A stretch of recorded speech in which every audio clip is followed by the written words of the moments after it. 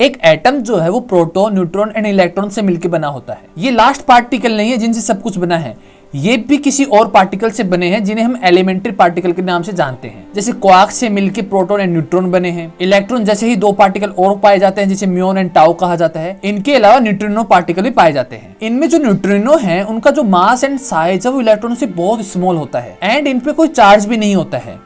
तो हमें कैसे पता चला कि ये पार्टिकल एग्जिस्ट करते हैं? तो न्यूट्रिनो के बारे में सबसे पहले 1930 में वोल्फगैंग पॉली ने बताया था। वो रेडियो एक्टिव एलिमेंट के बीटा डिके पे काम कर रहे थे। इसका मतलब है एक अनस्टेबल एटम अपने न्यूक्लियस से प्रोटॉन एंड न्यूट्रॉन को बाहर निकाल के एक स्टेबल फॉर्म को अचीव करता है। जैसे जो यूरेनियम है जिससे एटॉमिक बॉम्ब बना है, वो अपने न्यूक्लियस से प्रोटॉन एंड न्यूट्रॉन को बाहर निकाल के over the period of time lead में कन्वर्ट होता है। तो जब कोई radio active element proton and neutron को बाहर निकालता है तो वो एज सिंपल बाहर नहीं निकाल देता है। जो प्रोटॉन एंड न्यूट्रॉन है वो दूसरे पार्टिकल में कन्वर्ट होकर बाहर निकलते हैं। जैसे जो प्रोटॉन है वो neutron plus positron plus neutrino के रूप में बाहर निकलता है। इसमें जो पॉजिट्रॉन है वो इलेक्ट्रॉन का अपोजिट होता है, मतलब मास एंड साइज तो इलेक्ट्रॉन जैसा, पर उसमें जो चार्ज होता है वो पॉजिटिव होता है। और जो न्यूट्रॉन है वो proton plus electron plus anti neutrino के रूप में बाहर निकलता है। न्यूट्रिनो के ऊपर कोई चार्ज नहीं होता है। तो वोल्फगैंग पॉली को कैसे पता चला कि न्यूट्रिनो भी बाहर निकल रहे हैं? तो एक बार हम मानते हैं कि रेडियो एक्टिव एलिमेंट जो है वो न्यूट्रॉन को बाहर निकाल रहा है। तो न्यूट्रॉन जो है वो proton plus electron plus anti neutrino के रूप में बाहर निकलता है। एंटी न्यूट्रिनो का मतलब है कि न्यूट्रिनो जैसा ही है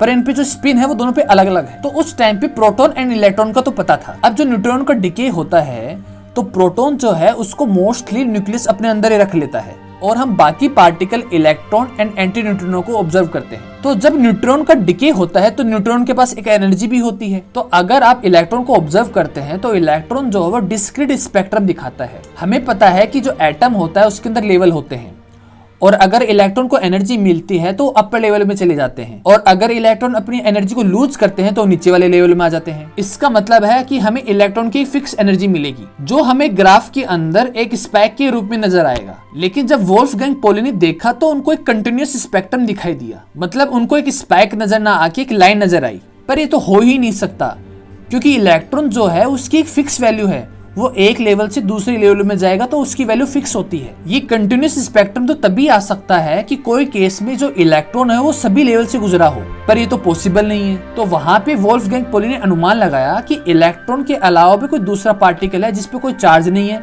और जिसके बारे में अभी तक हमें कुछ पता नहीं है, जिसको बाद में जाके डिटेक्ट किया गया और आज हम उसको न्यूट्रिनो के नाम से जानते हैं। अब एक सवाल ये आता है कि न्यूट्रिनो के कारण कंटिन्यूअस स्पेक्ट्रम कैसे आया? मान लेते हैं कि जो न्यूट्रॉन है जब वो डिके होता है तो न्यूट्रॉन के पास 100 एनर्जी है और जो न्यूट्रॉन है वो डिके हुआ proton, electron and anti neutrino में। तो यहाँ पे एक एनर्जी का एक रूल आता है कि एनर्जी को हम ना तो क्रिएट कर सकते हैं ना डिस्ट्रॉय कर सकते हैं, बस एक फॉर्म से दूसरे फॉर्म में चेंज कर सकते हैं। तो अगर न्यूट्रॉन की 100 एनर्जी है तो कुछ एनर्जी प्रोटॉन को मिली होगी, कुछ इलेक्ट्रॉन को मिली होगी और कुछ एंटी न्यूट्रिनो को मिली होगी। अब जो ये एनर्जी मिली है ये फिक्स नहीं है, ये रैंडम है, ये किसी को कितनी भी मिल सकती है। जैसे मान लो कि प्रोटॉन को 20 मिली, इलेक्ट्रॉन को 50 मिली एंड एंटी न्यूट्रिनो को 30 मिली। या ऐसा भी हो सकता है कि प्रोटॉन को 50 मिली, इलेक्ट्रॉन को 50 मिली एंड एंटी न्यूट्रिनो को कुछ मिले ही नहीं। अब जो प्रोटॉन बना है उसको तो मोस्टली न्यूक्लियस अपने पास रख लेता है, इसलिए हम इलेक्ट्रॉन एंड न्यूट्रिनो को ऑब्जर्व करेंगे। अब जो न्यूट्रॉन की 100 एनर्जी है उसमें से कुछ एनर्जी तो न्यूक्लियस की रिकॉइल में चली जाएगी, मतलब जो ये एक्टिविटी हो रही है उसमें न्यूक्लियस पे फर्क पड़ता है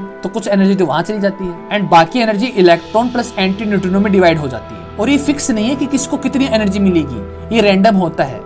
इसलिए हमें ग्राफ के अंदर आप देखोगे तो आपको स्पाइक नजर नहीं आएगा, एक कंटिन्यूअस स्पेक्ट्रम नजर आएगा, क्योंकि इन दोनों के पास कोई भी रैंडम एनर्जी जा सकती है। हो सकता है 50-50 हो सकता है 60-40 का रेशियो में चली जाए। तो इस रैंडम डिस्ट्रीब्यूशन के कारण हमें कंटिन्यूअस स्पेक्ट्रम नजर आएगा। अब जो न्यूट्रिनो है उसके बारे में हमारे पास ज्यादा इन्फॉर्मेशन नहीं है क्योंकि रेयरली ही किसी मैटर के साथ इंटरेक्ट करता है और साइंटिस्ट जो है वो इसके बारे में जानना चाहते हैं। कुछ साइंटिस्ट को लगता है कि अगर हम न्यूट्रिनो को समझ गए तो हम dark energy and dark matter को भी समझ जाएंगे।